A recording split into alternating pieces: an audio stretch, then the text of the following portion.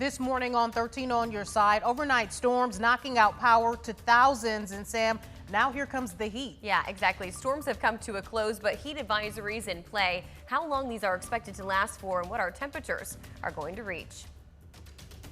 And that heat not just going to be uncomfortable, but downright dangerous. The signs you need to look out for to prevent heat stroke and other major health problems. And more questions than answers after investigators say a man randomly stabs an 11-year-old girl in a Rockford area neighborhood. What we could learn later today. 13 on your side starts right now. This is a severe weather alert. You are watching 13 on your side. Good Monday morning, West Michigan. I'm Emily Scarlett. Thanks for waking up with us and for watching on 13 Plus. Thunderstorms making their way through West Michigan last night. Strong wind causing damage in Van Buren County near Gobles, knocking out power to thousands. Meteorologist Samantha Jacks breaking that all down for us. And as people lose power, Sam, we're expecting a heat wave. Yeah, exactly. The terrible timing in terms of the impacts that came from these storms. Our big story we've been talking about all morning. Severe storms sweeping through West Michigan last night in Van Buren County. A fire department even reporting sights of a tornado. 13 on your sides. Julie Koharic joins us live now from Van Buren County near Gobles, where that tornado report came from. Julie, a bit more light out now. What are you seeing in terms of damage? We are seeing quite a bit of flooding in places where you wouldn't really expect it. Julie, thank you. And we're not only talking the aftermath of those storms. You want to make sure you're being extra careful during this heat wave to prevent yourself from getting a heat-related illness. Heat exhaustion is the body's response to an excessive loss of water, usually through sweating. Symptoms include nausea, dizziness, heavy sweating, and increased body temperature. To help someone with heat exhaustion get medical care or call 911, move them out of the heat and give them water to drink. Then cool them down with a cold compress or more cold water.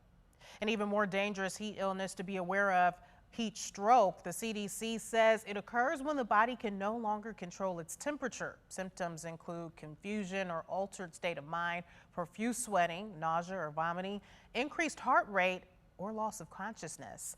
If someone shows these symptoms, immediately get them out of the sun and call 911. You should also cool them down with cold water or ice. Heat stroke can cause permanent damage, even death, if someone doesn't receive emergency care.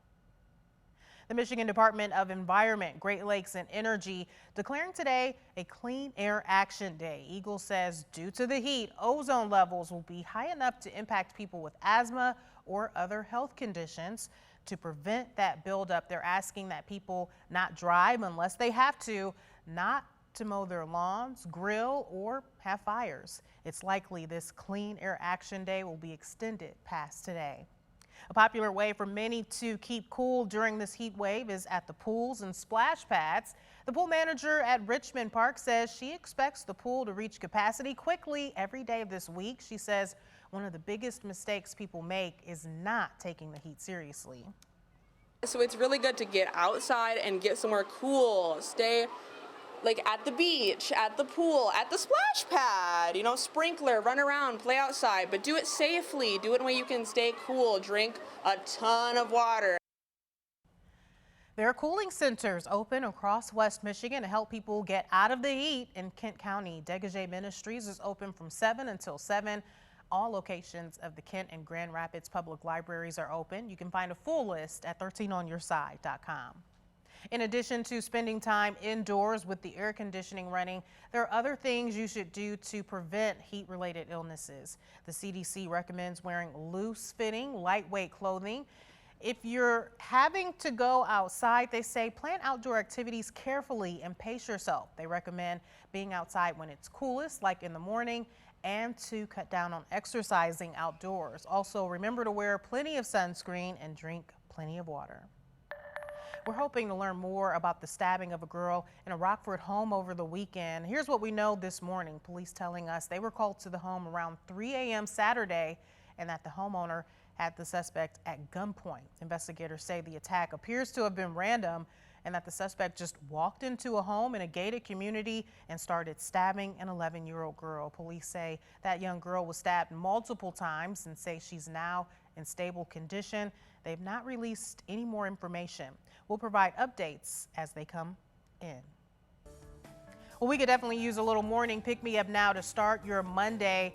The woman going to finally get a break after opening up her home to dozens of kids in need. Emma Patterson lives in Maryland, and at the age of 88, she's finally retiring from being a foster mom. In addition to raising 4 children of her own, as a single mom, she's fostered more than 40 children since the 80s. She said she never planned on fostering. It just started when her kids started bringing home friends. My birth children started bringing children home that the parents had more or less discarded. Some of the kids maybe didn't have coats or needed shoes. Some were just hungry. And my children would bring them home, and I would do the best I could.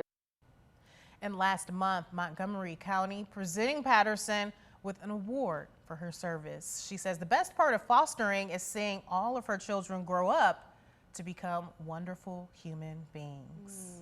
Yeah, opening her home to so many. What a wonderful woman she is, and what great kids she raised. But they said, hey, Mom, these people need help. And she said, okay, we'll step in. Yeah, she didn't have to do that when those kids brought their friends home, but she did, and I'm so glad that she's recognized for that. Yes, absolutely. Well, it's going to be a hot one the next couple of days, to say the least. Already a warm start to our day, 70 degrees. I feel like you can almost see the moisture in the camera there. We'll track how long dew points are expected to remain high, and we'll finally get some relief coming up.